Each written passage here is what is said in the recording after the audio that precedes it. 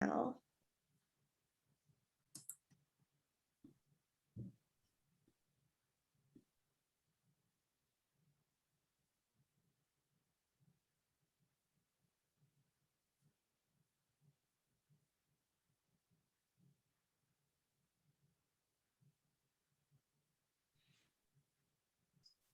Hi, folks. We're just giving a few moments at the top here for Zoom to let everybody in to tonight's webinar before we get started with tonight's event.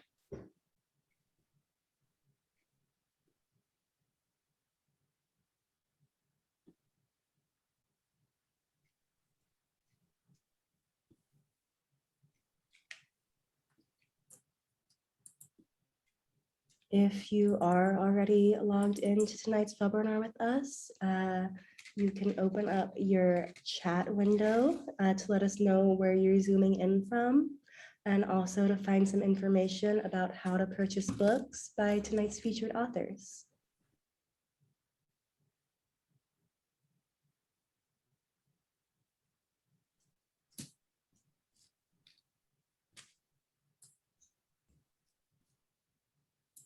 Good evening and welcome to tonight's live online author event with Greenlight Bookstore.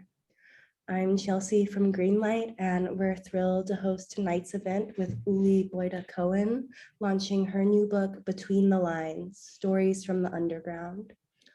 Uli will be talking with Glory Edim and Lupita Aquino, so you're in for an excellent time. Before we start, I just want to say a huge thanks to Uli, Glory, Lupita, and the team at Simon & Schuster for making this happen, and to all of you for showing up. Though we're not able to host events in our store spaces, our community of authors and readers is still here. We're grateful for your support and for the chance to make this space for conversation and connection. Now, just a few housekeeping things. In our Zoom webinar tonight, you can see and hear the speakers, but they cannot see or hear you. They can see that you're here though, and there are a couple of different ways you can interact with the authors and with each other throughout tonight's event, which we highly encourage. The first is the chat, which you can find by clicking on the icon that looks like one speech balloon. You're welcome to post your comments and thoughts in the chat. That's a great way to show your appreciation for the author and interact with fellow attendees. If you have a specific question you'd like to have answered by the author, please post that question in the Q&A module. You can find it by clicking on the icon that looks like two speech balloons. We'll be pulling questions only from the Q&A to be answered in the later part of the program. And importantly, tonight's featured book, Between the Lines, is available for sale from Greenlight Bookstore. You can shop in person from 10 a.m. to 7 p.m. at both our Fulton Street and Flatbush Ave stores. And you can see Lupita holding up a lovely copy of the book, where you can purchase Uli's book and many others on site. You can also order online at greenlightbookstore.com for a quick pickup at the store or for shipping anywhere in the US. I'll drop that buy link in the chat. Uli will also be stopping by our store to sign books in the next couple of days and personalize books by request. If you'd like a signed or personalized book, please make sure to request a signed copy in the order comments at checkout online, or stop by and pick up a signed copy in our Fulton Street store later this week. If you care about supporting the careers of authors and the ongoing existence of independent bookstores, buying tonight's featured book is a great way to show your support. In conversation with Uli tonight is Glory Edim. Glory is the founder of Well Read Black Girl, a book club and digital platform that promotes Black literature and sisterhood. She won the Innovators Award at the 2017 Los Angeles Times Book Prizes. Moderating the conversation between Glory and Uli is Lupita Aquino, better known as Lupita Reads, a passionate literary enthusiast amplifying and highlighting books written by authors of color through her Instagram blog. She recently created a Substack initiative called Nuevas Paginas to amplify new books published every year by Hispanic, Latinx, Latin authors. She currently lives in the greater Washington, D.C. area. And lastly, our featured author tonight is New York City-based documentarian, artist, and the creator of Subway Book Review, Uli Beutter Cohen. Uli explores belonging to a time and place through writing and photography, and is a sought-after speaker and panelist. Her work has been featured in print, on TV, and online by New York Magazine, Esquire, Vogue, Forbes, and several other publications. Uli lives in Brooklyn. Between the Lines is her first book, a timely collection of beloved and never before published stories that reflect who we are and where we are going. In over 170 interviews, complete with original photography and countless intriguing book recommendations, Uli shares nuanced insights into our collective psyche and gives us an invaluable document of our challenges and our potential. Uli is going to start us off with a reading from the book, and then she'll be talking with Glory, Lupita, and with all of you. Uli, please take it away.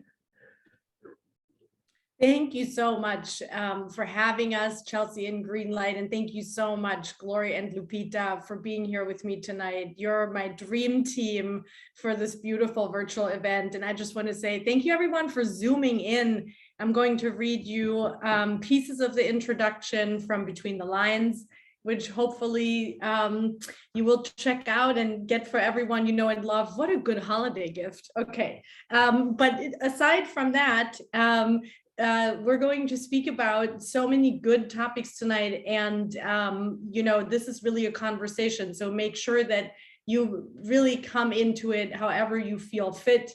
I know New York is supposed to expect some kind of flood tonight, but we're here, we're holding space. This is a safe space. This is a space that's intended for love and healing. So with that, I'm going to read to you from Between the Lines. Over the last 7 years, Subway Book Review has become many things to many people. Some say it's a movement, some say it's a social media project. To me, it's a documentation of who we are and where we are going. The more I talk to readers in the underground, unquestionably some of the most imaginative and empathetic people, the more I realize that books are a reflection of our identities and souls. Books reflect everything we are and everything we wish we could be. At Broadway Lafayette Station, I met Marina, who read No One Tells You This, and talked about living a meaningful life as a child-free woman. At Columbus Circle, Saima told me that They Say I Say helped her to address hurtful confrontations about her hijab. Larry shared his experience as a foster kid in Queens with me during a conversation about Becoming by Michelle Obama. Emmanuel read De Perfil and described what it felt like to be a Mexican immigrant in today's America. I also started to connect the dots above ground. M Train by Patti Smith and a chicken coop sighting in the middle of Brooklyn brought a grieving photographer named Ellie Peace after her mother's passing. Her story made me want to find the person behind the chicken coop, and it took a few months, but eventually I sat down with Gregory Anderson, the man who had built not one, but several chicken coops all over the city in response to 9/11. Some conversations I had a chance to revisit, like the one with Kamau Ware, who became one of my closest friends over our shared love for public spaces.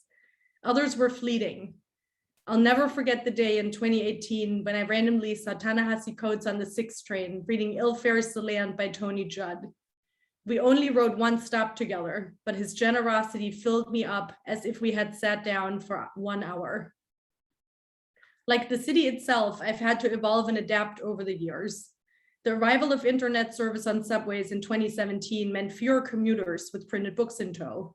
Sometimes I saw a promising looking tote bag and was delighted when someone revealed their current read. In addition to talking to strangers, I also started to ask interesting people to meet me at their favorite subway station. In 2020, when the pandemic and white supremacists turned our lives upside down, I interviewed people over the phone, like Waris Aluwalia and Jamel Shabazz, or I met them outside at a distance, like Wendy Goodman. And even as we experienced the unfathomable, we shared our journeys and we felt close. Between the Lines is a collection of some of my favorite encounters. Each one has shown me that our connections are endless.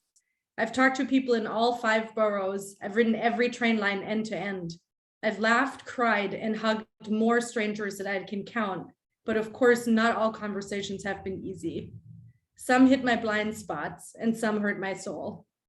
I've heard personal accounts of loss, discrimination, hate, and other threats that many people face daily, and desperately wish to escape from. Each book built a bridge, not just for the readers, but also for me, leading into other lives and possibilities. Each story gave me the chance to learn and unlearn what I thought about my place in the world. After talking to over 1,000 people, I've come to realize that these conversations aren't about one person's knowledge or lack thereof. The point is to share each other's reality and truth for a moment. This book is my attempt to capture some of these moments, and I can't depict the experience of 8 million New Yorkers, and I don't pretend that I have done this here. Inevitably, by the time you read this, some people portrayed in between the lines will have changed jobs, moved away, or seen their stars fall or rise higher. Such is the life of a New Yorker. No matter where you find yourself holding this book, I hope their stories and ideas inspire you to live boldly. We are in dire need of people who are committed to moving us forward. For this to happen, it is necessary to see that the world only belongs to you as much as you are willing to belong to the world. In The Peregrine, a book I picked up because it came highly recommended by one of my favorite documentarians, Werner Herzog, a line reads, "The hardest thing of all to see is what is really here. How lucky we are to find a moment where we can see each other clearly, where we can meet people we don't know and go places we've never been to through their stories. Our world is changing at lightning speed, and this is the time to remember that we are meant to be a wonder for each other." I often think about what astrophysicist Moya McTeer said about this to me at 81st Street Station in front of a mural of our solar system.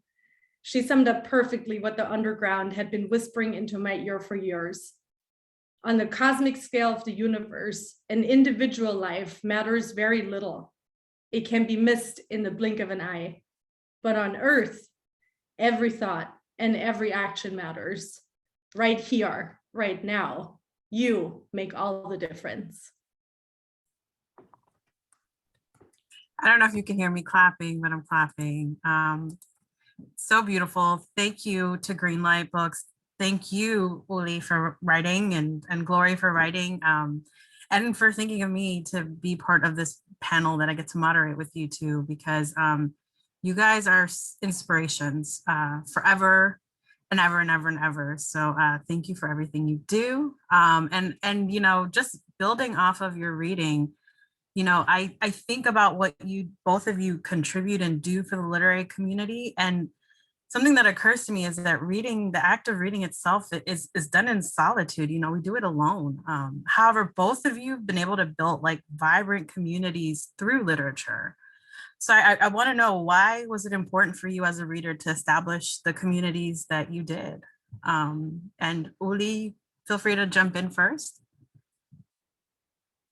I was going to hand the mic to Glory because I can't wait to hear from her.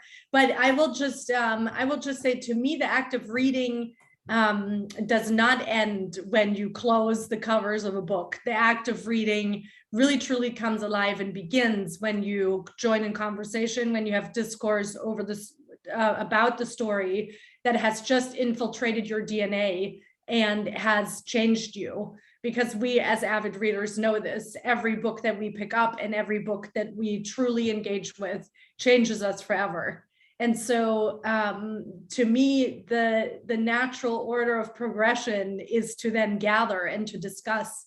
And that is something that I believe books intend to do, because then they can change us together.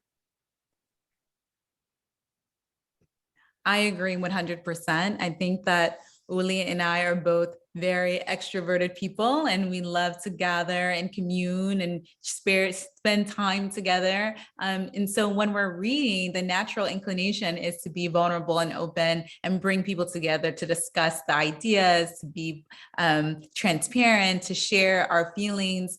And I think that once our personalities have definitely guided our platforms and our movements together, because it's who we are. When people say like to be your full self, to be authentic, that is essentially what we're doing within our communities. We are being ourselves, and people gravitate to that energy. And even like listening to Uli's beautiful introduction, it's so perfectly you. I can see you on the train, that one stop with Ta-Nehisi Coates, or in front of that mural. I can see every moment.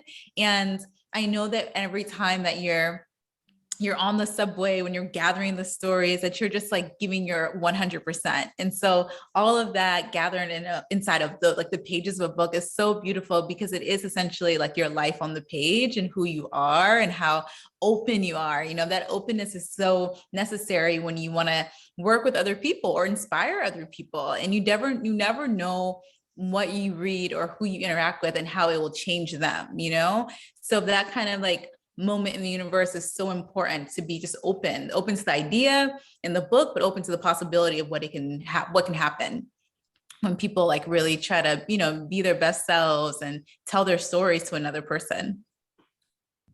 I'm curious, and this is a question for me to both of you, because I feel like when we're out there and we're holding space, which is what we're doing, right? And Glory, you just said we have to be vulnerable to do this. How do you both address that when being vulnerable feels really hard? How do you both navigate that? I'm really, really honestly asking.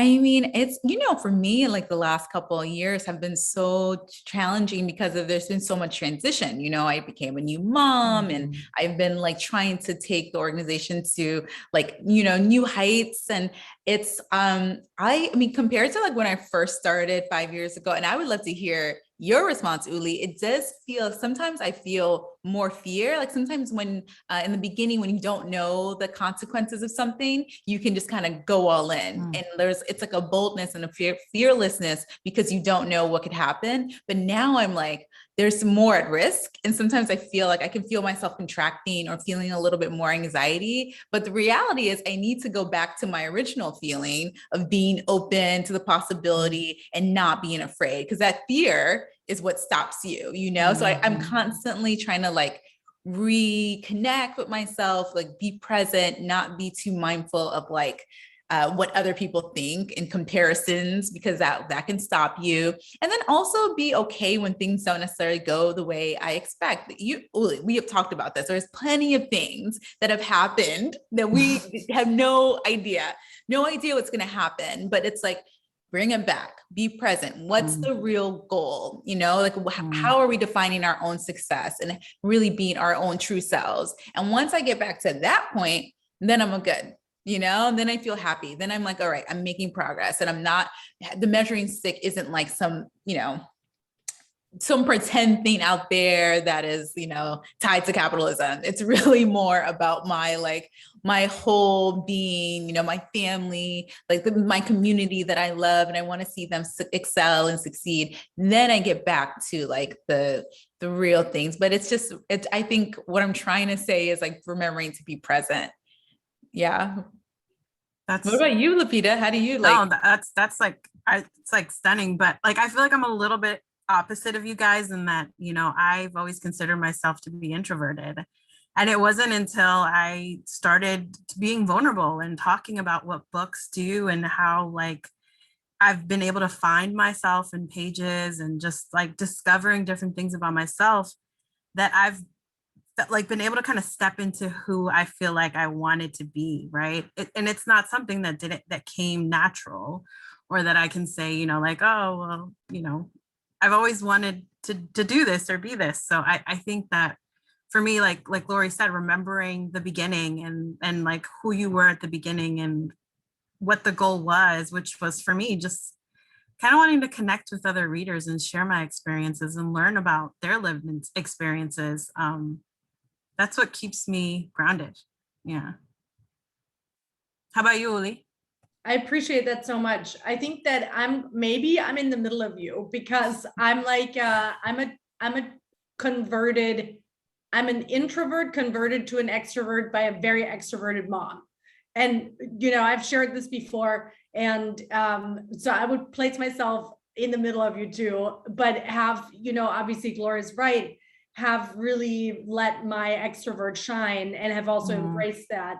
And I think that that alone is vulnerable, is me being vulnerable, because that's not my natural state, but I'm enjoying it, I'm embracing it, and I'm having a lot of fun with it. You know, there's definitely also something to be said, I think, that as something becomes bigger than you, and Glory, you have your first book out, your second book is hitting the shelves. She's so beautiful. And I say this because you've gone through this process before. When you make something that becomes bigger than you have to let go and you have to give up control. And that is messing with my head right now, big time. Big time.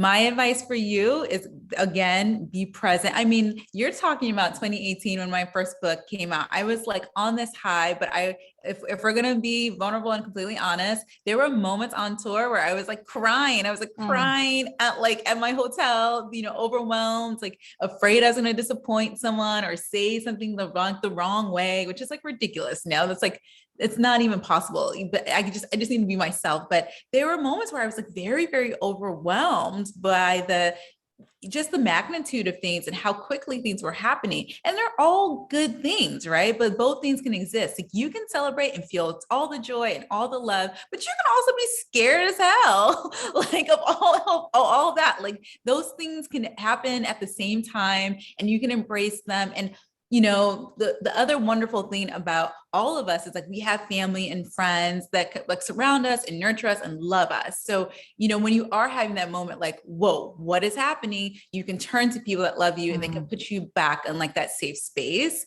And I wish I had like been more aware of that when my first book came out, because I just was I was very overwhelmed by everything. And now with this, like, you know, I do have like a little bit of like the sophomore jitters, but I'm just like really happy. I'm like happy with the work that I put in. I know that I did my best. I know that like every page is like, you know, has my full intention. And I know that you have done the same thing. Again, that introduction was so beautiful. And you've done this, you know, over the years. Like this isn't like a thing that was just like overnight. Like this is like part of your legacy. And it's so much bigger than you could have ever imagined. And that's like the joy of it, like having the universe really order your steps and you kind of just rising to the occasion and meeting where you're meant to be, you know? So I know this is the first book of many. We're going to be having so many more chats in the future. I just know all that is coming into fruition for you. Going back to that first question, be present in it. Please be present.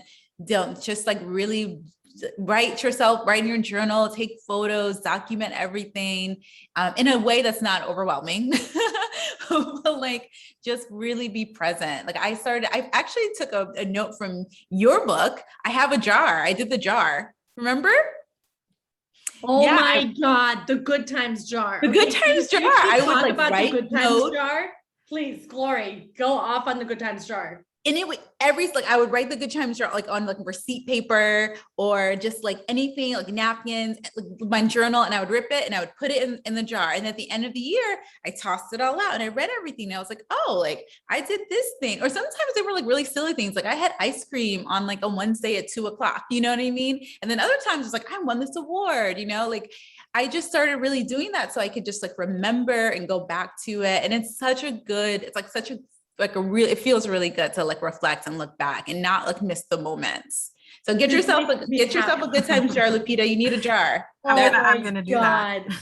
Everybody needs a Good Times jar. The Good Times jar, you literally get a jar at the beginning of the year. You start January 1st, okay? And then you deposit your moments into the jar. Like Glory described it perfectly, exactly whatever good time came around. And at the end of the year, you pour it out and you get to reflect on all that has happened. And I think seems like a small act, but it's actually a radical act because you're giving yourself so much more credit for all the goodness that is coming into your life that way.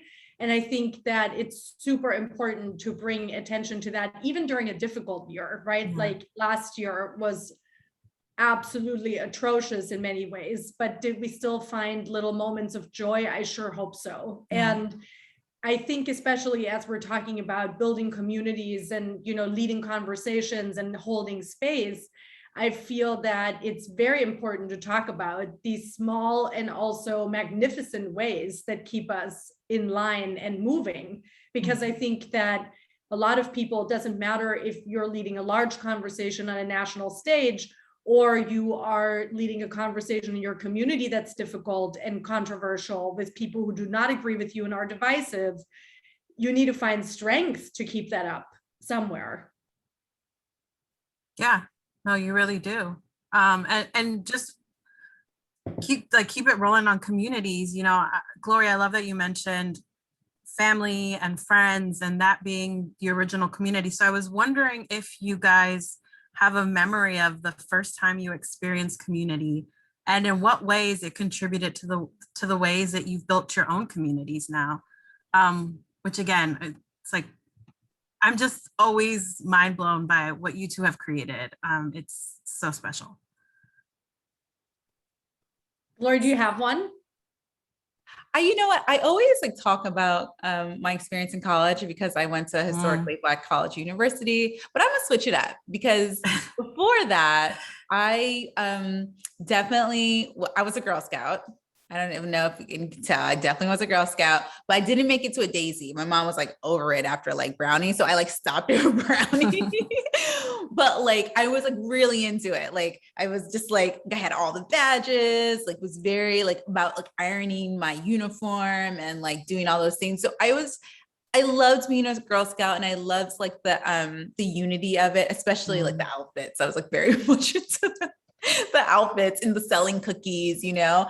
And so but I've always done things like that. Like I was like a cheerleader in high school and I was like part of like, I was in student government. I was like the secretary of student government, you know, I ran for like homecoming court and like all these things. And so like all these like little like extracurricular activities definitely did, you know, pour into me in terms of being, you know, being a spokesperson or being like, you know, the enthusiastic cheerleader or being someone who's just like, kind of being like, come on, everybody, let's go. You know, I was very much always that like pep in your step type person. And, you know, those qualities are really great, especially when you're doing community building. I think that probably as a young person, like trying to figure out my agency and, you know, learning about myself, probably the thing that was challenging is I probably leaned in a little bit too into perfectionism and, you know, and so I had to kind of like realign myself. And as I got older, especially when I went to college, like I like shaved my head. I did a 360 and totally like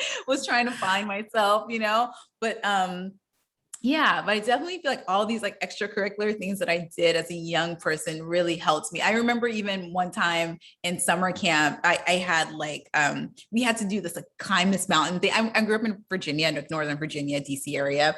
And we went to the summer camp and I remember like climbing this mountain. We were like somewhere like Shenandoah. Like I was like, we climbed a mountain, Mom. And my mom like looked at me and she was like, that was like a hill, you know what I mean? But I had all these but I definitely had all these like moments where I was able to kind of feel very proud of like, I did this thing, or I'm leading this thing, or I'm part of this community. And I loved that feeling of like being part of something. And so I, you know, naturally that definitely has come into While We're a Black Girl. And the other part of it is too, I do also have feelings of, you know, sometimes you're not always accepted. So I did have moments when I was younger too, where I was like, I don't feel like I belong, you know? So I know that feeling. So sometimes when people come into the group and they feel like, oh, do I belong here? Like, I'm really like quick to be like, yes, you belong, we're all belong, we're here. Like, let's all like hug it out. Because I also, on the other side of belonging, I know when it to feel like alone or feel like you don't connect with something. And I really do my best to try to like, you know, have those like eyes out, like who feels like maybe that like a little standoffish, like how can we make the space more comfortable and more nurturing? So yeah, that's that's a little bit random. I don't know if that helps. What about you, Uli? I want to hear your stories. I want to hear about baby Uli. Yeah. Baby Uli, first of all, Bobby Cohen, my mom-in-law, is here, and she just suggested, Glory, that you get the book writing community patch. So we need to make that for you. That would be You need so to get that patch this holiday season coming near you. We need to make community patches, just like joint community patches. Yeah, among us three. Okay, we have That to would be get that fun. going.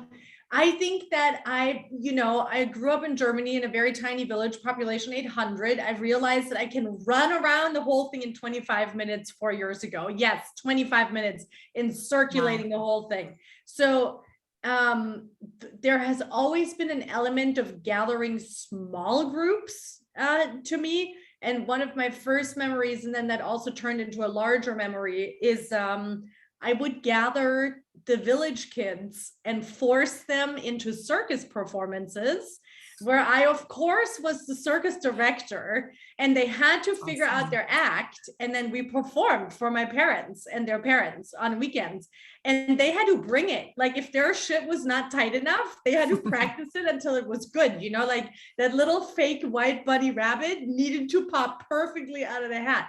So that is one where, was my very bossy self, but also very encouraging. I hope. I don't know. Maybe it was just bossy. Hopefully not. There's people who are going to email me later and going to be like, it was a terrifying experience. I'm traumatized by you.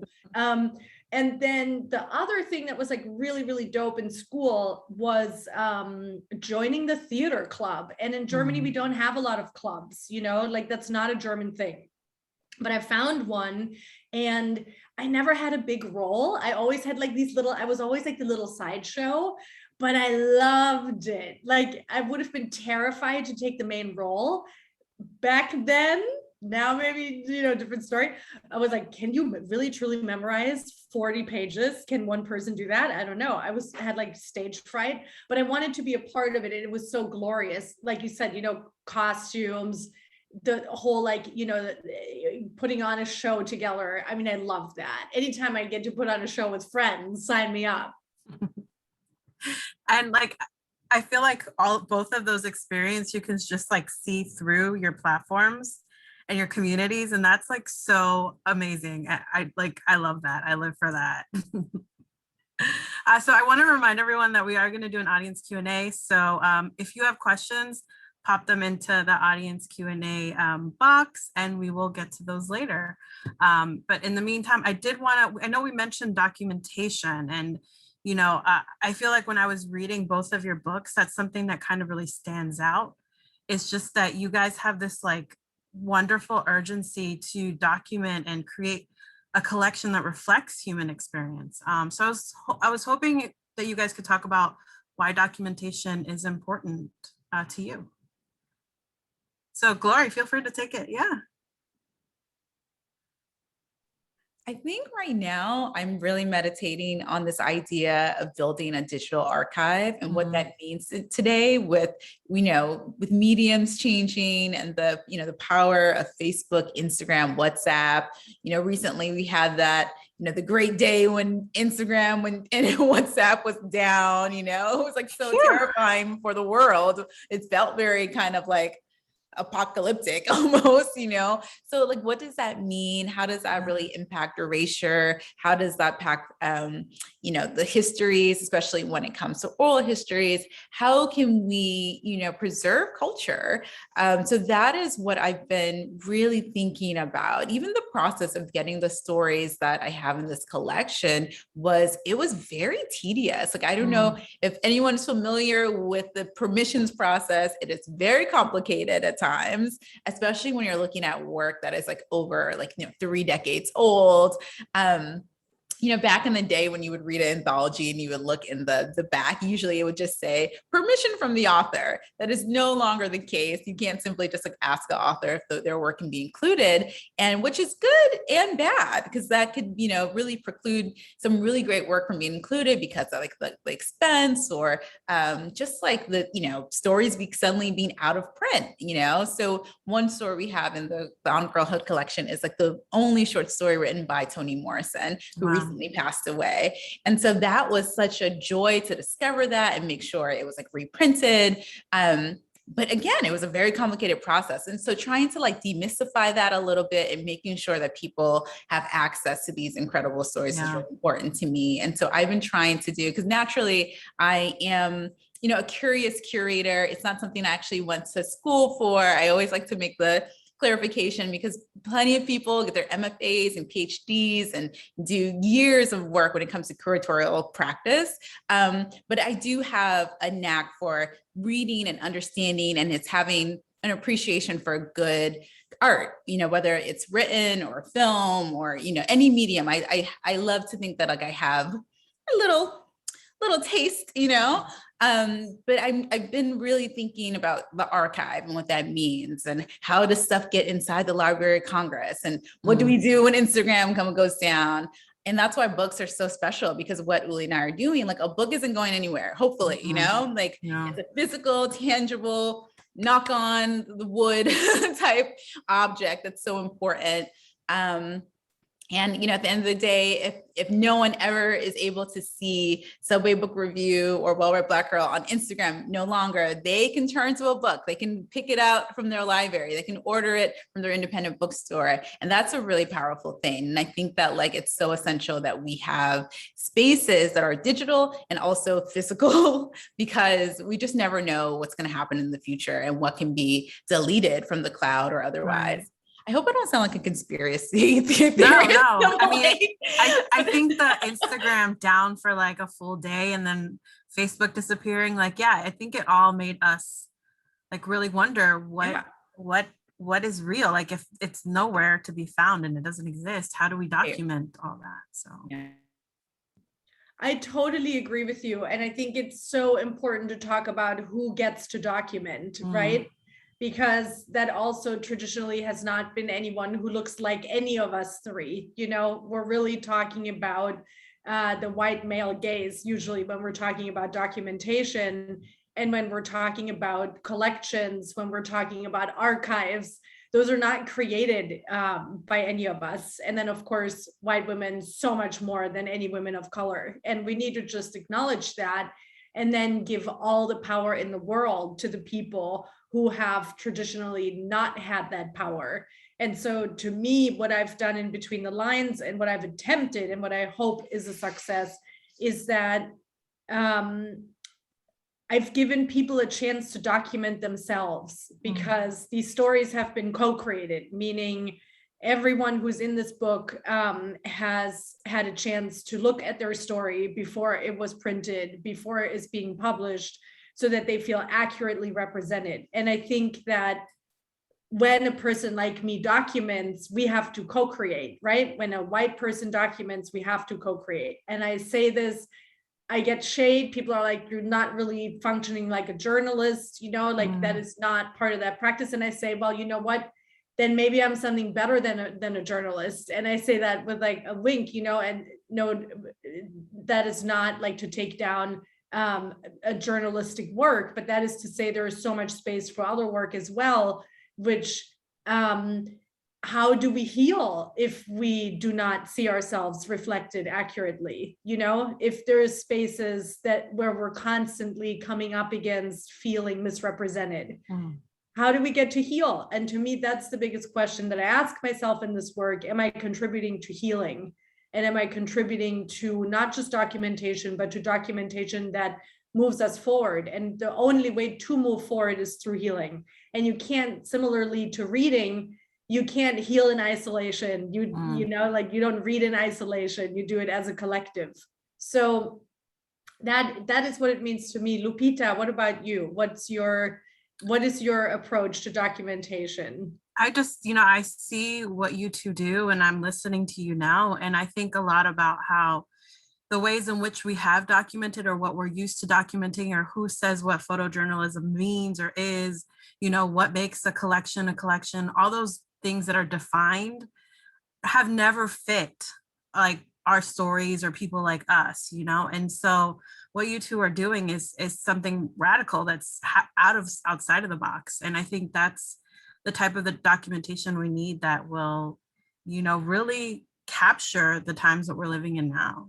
So Well, I also think you said something very important, which is, Gloria, you mentioned capitalism, right? And we're talking about these systems that are connecting us, but they're owned by pretty radical capitalists who've also shown their true colors, especially through the pandemic, and what their main interest in life is, which is the enrichment of the self. And I think that we also, as individuals, when we have an idea, that we do have to be brave and that we do have to do it differently, and that we have to be radically ourselves, especially as anti-capitalists. And I think that that can be daunting, but that is something that is our responsibility. Yeah, definitely. So I know we touched on social media a little bit, and I feel like that's such a big part of how we all connected. So I do want to talk about that a little bit, but just a quick reminder that in 5 minutes, we'll be taking audience Q&A. So just feel free to pop in your question in the Q&A box.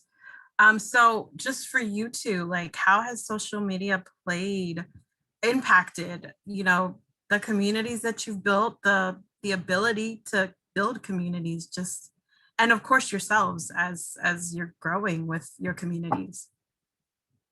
And feel free to go, Glory. I would say for sure it's been able for me to expand my reach, and I've been able to connect with so many amazing people. It's really served as a bridge for me to meet and connect. And I like to think about it, to go back to like high school glory. It's like when I was like doing scrapbooks or making like zines and like, our like the basement of our high school, like it initially, before the numbers really started to exceed, when it was very small, it did feel very like grassroots, and it's like, it's only us, like we're in the basement together. As it's expanded, I've had to, create some boundaries, figure out, what is real. I mean, there were moments when I first started, if someone said a comment to me, I would like DM them back, and I'd be like, do you want to talk on the phone? I was just like trying to, I was like, I think there's miscommunications. I don't understand what's happening. But you can do that with maybe like 20 or 50 Right. people. You cannot do that with like 400,000. It's just like not, it's impossible. So I've had to really kind of figure out how to set boundaries, and also to be really clear, be clear with, my ideology, my political views, like things sometimes like you don't expect can come up in social media. Maybe I post something and then someone disagrees with it, and then like the comments go bananas. It's like, I have to really be clear about what my intentions are. And it's also like, it's social media. So if you don't like this or you're not into it, you can go, you know what I mean? Like, it's not like I'm open for discourse that's respectful and, really like allows us to be collaborative and expansive, but I'm definitely not for like any hate speech or anything that's like disrespectful. All these things I really had to learn by trial and error, because some people do try it and try to be like, do things that are not kind. And I even remember I got a critique once that was like, you're too happy all the time. And I was just like, I don't know what to tell you. Like, I'm too happy for you. Again, this might not be the space for you. It's just like, I don't know. But social media is such like a wonderful place, but it can be challenging. It definitely can be challenging. I mean, Uli, we met through social media. Like, we all met through social media. I was going to say, we all connected. Yeah. And like, we're real life friends. And so it's like, I've met some amazing people that like, I'm like, they're my friends, like they're in my cell phone because of social media. And I will never discount it. I will hold it accountable, and I will know its challenges, and I'll say that, boundaries need to exist, but it is like a lifeline for so many people. And it is like such a great way to find information, especially for marginalized communities. Like, it's created this whole, look at Bookstagram, like it's created this whole movement that publishers are, paying attention to. They're like pulling books, they're mining information from our communities a lot of times, Let's talk about it. Let's talk about it. I mean, it's true. Like, we see this movement with, these incredible celebrities that now have great book clubs that we follow and support. But I mean, let's be clear, they're definitely looking at our platforms. They're seeing the trends. We are definitely setting, a precedent. And I mean, and I'm honored. I'm really honored that like my work is valued and it's appreciated. And I'm glad we have our books, and we have like people that support us from the jump, but social media has allowed for all that. And I don't think, if we like had tried to do this maybe 10 years ago or even 5 years ago, I don't know, it would have had the same impact because technology and everything is changing. But I would love to hear, especially because Uli has like the filmmaker, like insight and vibes, like as a documentarian, like how do you see it changing? Because even Instagram is doing so many new things with like the reels and all the algorithms. Crazy. How do you feel like it's like changing just like how you communicate now? I'm not even hip to it. I'm just holding on. No, I'll try new things. So I will say, I'm a creature of habit, triple water sign, the crab moves sideways and slowly, but, I just want to mention something that I really do want the three of us to let melt on our tongue, because Gloria, you said, 10 years ago, maybe we couldn't have done this, but we started right around the same time, which was about 7-8 years ago. And the three of us, Lupita included, we have changed the book publishing industry 1000%. The books that are being printed and created today without people like the ones who you are seeing today, who are present today, that change would not have come to the same degree. I know this for a fact. And I think that especially as women, we don't often give ourselves enough credit for that. But if we really want to be honest, then we are looking at three people who have changed an industry. And we have done that together, but we've also done that as individuals. And I think that is huge. And I just want to acknowledge that. Because you know what, any man would just be like, yeah, I did that by myself. Oh, I did it so fast. It wasn't even really 7 to 8 years. I did it in the first year, but then, I took a year off. Anyway, you get the idea. So for anyone who's listening in and who's thinking about the community being this big mountain to climb and social media being this vast void and it being overwhelming, I just want to say that, harking back to the beginning of the conversation, you set your intention, like Gloria said, what you want the outcome to be in its ideal case. What your action is, if it's documentation, if it's collecting, if it is making visible, and you burrow your heels in it and you dig your heels into it, because it's not an easy task to do anything. And I think when we're talking about changing industries, when we're talking about creating a true sustainable community, when we're talking about having longevity on social media, right? Which 7-8 years on social media is a feat today. You have to be very good to yourself, and you have to very much know why you started the thing to begin with. And that can change, but you got to remember your beginning. I totally agree with that.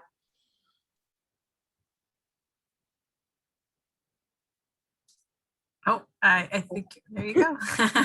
Questions starting to come into the Q&A here. Uli, you absolutely predicted Lindsay's question here, but they say if anyone wants to elaborate, they'd love to hear how you all think about your roles within the ecosystem of the publishing industry.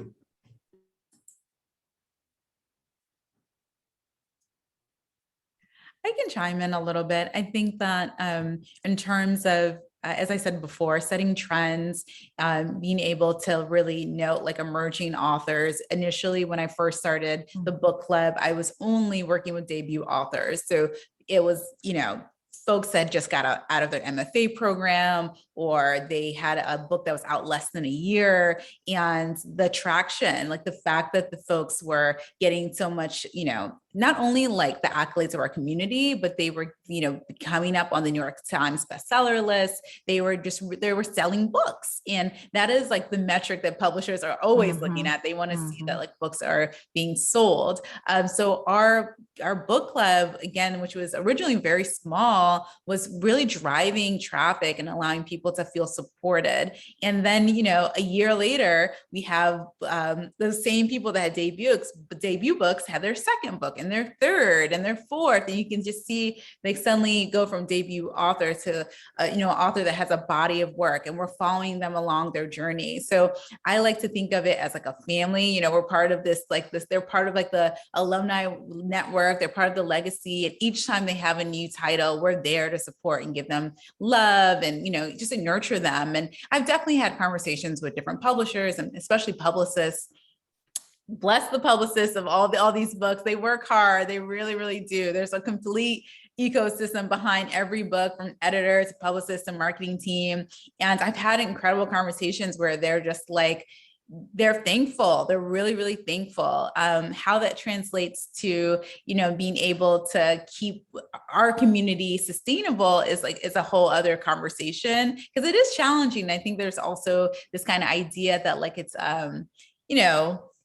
everything's free, you know what I mean? Which yes and no, but we also have to like sustain our own communities. And, I have a staff that I work with, and the festival. So I've definitely grown, because initially it simply was like a book club, and now it's more of like an institution that needs, financial support. And so how to do those things where it doesn't like conflict, and I'm able to, again, that magic word, boundaries with things.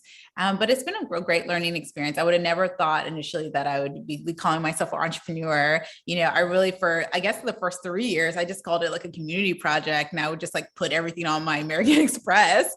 But like after that, I was like, okay, like this is actually like, I'm an entrepreneur. This is like a startup. This is a small business. Like how can I change my mind? It's, not call it a project, but actually call myself an executive director or CEO, And so it's just like a change of perspective. And what Uli was saying earlier, to really value the work and my contribution and how it's changing things. But I do agree that sometimes as women, we can undermine our work, or we can just say like, oh, it's okay. I've had to put on like my big girl panties and be like, okay, no, like this is what I have to do for this to be successful. And I've definitely taken a lot of advice from Uli, because I feel like you are so like assertive, and also just like so sharp when it comes to these conversations, and being able to just kind of like advocate for yourself and be professional, and also be like your charismatic, beautiful self too. So those things don't have to cancel each other out. You can be all the things. Bless your soul. I mean, you're very generous with me right now, Glory, because I can also be, a little bit like a mountain goat, right? Like climbing to the top, and being like, at all costs, here we go. But I do need to say, I mean, Glory is building careers and is making bestsellers happen. So we need to just say that very, very clearly, which is like an incredible accomplishment in such a short amount of time, for real, like in the grand scheme of things, you know what I mean? And the fact that you started it as a book club is just, I mean, it just speaks to you truly and who you are.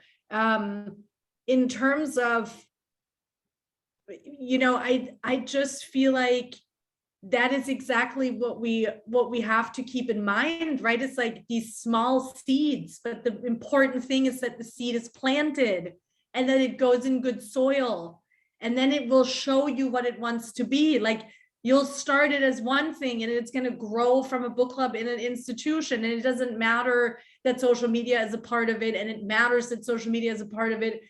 None of that would happen if the seed wasn't planted in good fertile soil, and the soil is you, who's the planter, and you need to keep yourself sustained, and you have to keep yourself healthy at all costs if you're the guardian of that seed. And I really mean that. Lupita, I have a question for you. Yes, I did not. Okay. You're the guardian of an incredible community. Yeah, I would say I'm part of the community, and yeah, sometimes I do get placed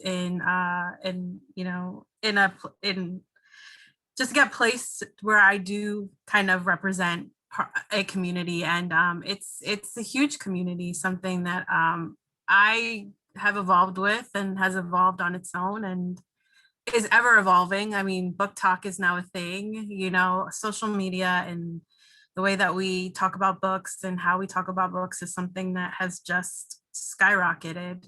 And I think we'll continue to do so. And it's just interesting.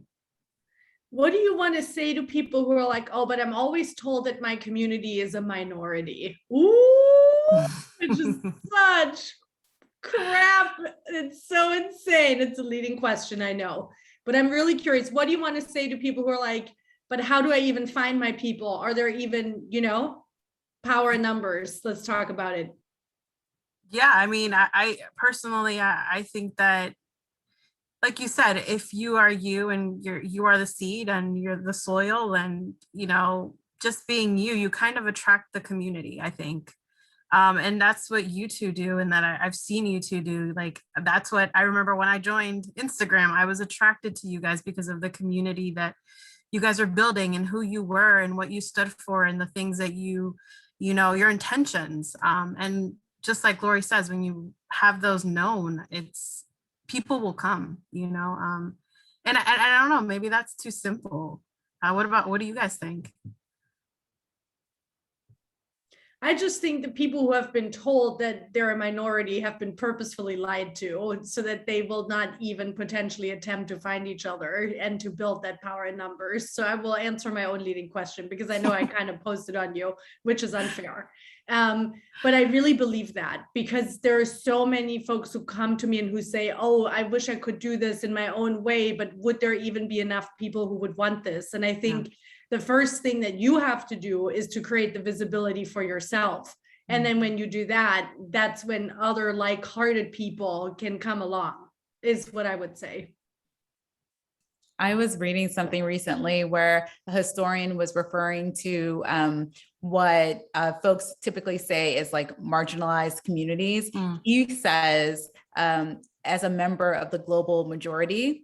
Yeah, and which is like true. Like, if you think of as like all BIPOC folks, like whether you're Latinx or Asian American or African American, like that's actually, as a collective, that is like the global majority. It's always about having a shift in perspective and looking at all these ideas from various lenses, and being able to make connections, really look at things in an intersectional way and go from there. And I think, if anything, I've learned over the last couple of years in terms of this community building, it's just like how to be, when I'm presenting with the idea, how am I looking at it from a really honest and transparent way? Am I looking at all sides, and not in a way that's like, trying to make excuses for anything, but really investigating things. I think sometimes people fall short of asking enough questions and being curious and really trying to understand one another. And that's to get back to the book. That is why I really love how you do your interviews and how you just engage with Subway Book Review. It is like this intense, really sheer curiosity. Like, you are curious about people's upbringings and their books and their identity and their ideology. Like, you are a curious person. And if more people had the Uli effect, we would just be, we would be more kind and more generous, and we'd have more understanding to one another. So I'm grateful that your book is out in the world, and it's also, still in the palm of our hands in social media. So however you get it good. Just continue to do the Uli. That's what we're going to call it. Continue to do it. We're going to make you an adjective. Oh my God, a new Wikipedia entry is on the way. But also make sure you get on Girlhood, which, Glory, your pub day is when? Tomorrow. Tomorrow, I know. Tomorrow, wow.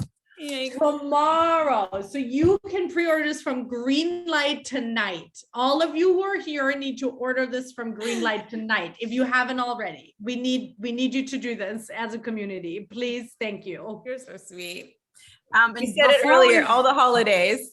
Perfect holiday gifts. Before we wrap up, I do want to say thank you to Greenlight. Thank you, Uli and Glory, for having this conversation with me.